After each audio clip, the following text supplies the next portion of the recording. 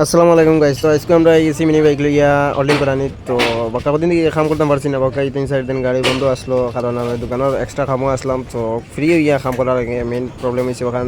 আর এখন গাড়ি লইয়াই গেছি অর্ডিং কর, ট্যাঙ্কি উপর তল প্লেন শিট বইয়া অর্ডিং করবো। তো ভিডিও দেখে যাইও লাস্ট পর্যন্ত, লাইক কমেন্ট শেয়ার সাবস্ক্রাইব নিশ্চয়ই করিয়া যাইও।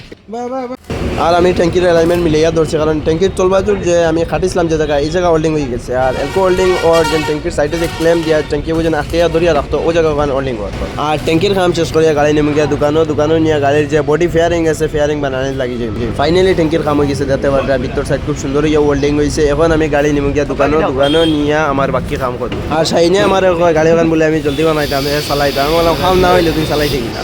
এখন আমরা যাই গাড়ি ওখান নিয়ে টুকটুকি দুটাই নিয়ে ডাইরেক্ট দোকানে লইয়া যাই গিয়া। আর শাহিনে আমার কইলে অন্ত চালাইয়া নিতে গিয়ে আমি বললাম তেল নাই, দিন চালাই আনতে গেলে ট্যাঙ্কিত বর্তমানে পানি। তো আজকে ভিডিও অত ভালো লাগে যদি লাইক করিও, কমেন্ট করিও, শেয়ার করিও, মিলমো আর এক ভিডিও।